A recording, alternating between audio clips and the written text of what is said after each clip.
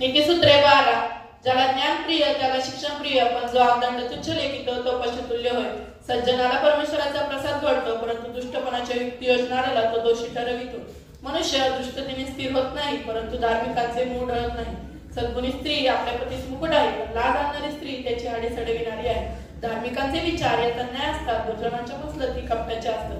दुर्जनांचे भाषण रक्तपातासाठी टपून बसलेले असते, परंतु सरांचे मुख त्यास सोडते. दुर्जन उलटे पडून नष्ट होतात, परंतु धार्मिकांचे घर टिकते.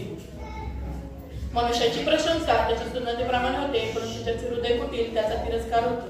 जो आपणास प्रतिष्ठित समजतो पण अन्नास मुदत होतो, त्याचपेक्षा ज्याची प्रतिष्ठा बेताची असून ज्याच्या पदरी सेवक असतो त्यास चांगला समजायचा.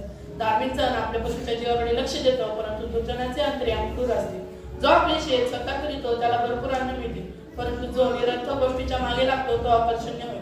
दुष्ट लोकांस मिळणाऱ्या युक्तीची इच्छा दर्शन करीतो, परंतु धार्मिकांचे गुण फळ देते.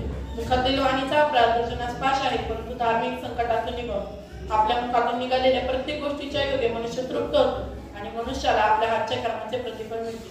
दुर्जनाचे मार्ग त्याच्या दृष्टीने नीट आहे, पण जो शून्य असतो तो उपदेशही खातो. मूर्खाची तळमळ तत्काळ करते, शहाणा आपली लाज झाकून ठेवितो. ज्याच्या तोंडून सत्याचे उद्गार श्वासाप्रमाणे बाहेर पडतात तो न्याय तो प्रकट करीतो, परंतु असत्य साक्षी कपट उच्चारितो.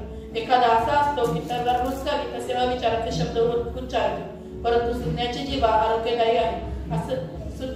सत्याची वाणी सर्व काळ टिकेल, असत्य बोलणारी जीवा केवळ क्षणिक आहे. दुर्जनाच्या अंतःकरणात कपट असतो, परंतु शांतीची मनगत देणाऱ्याच्या अंतःकरणात हर्ष असतो.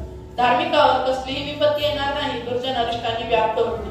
शहाणा आपले ज्ञान लपवून ठेवितो, परंतु मूर्खाचे मन मूर्खपणाचा पुकारा करीते.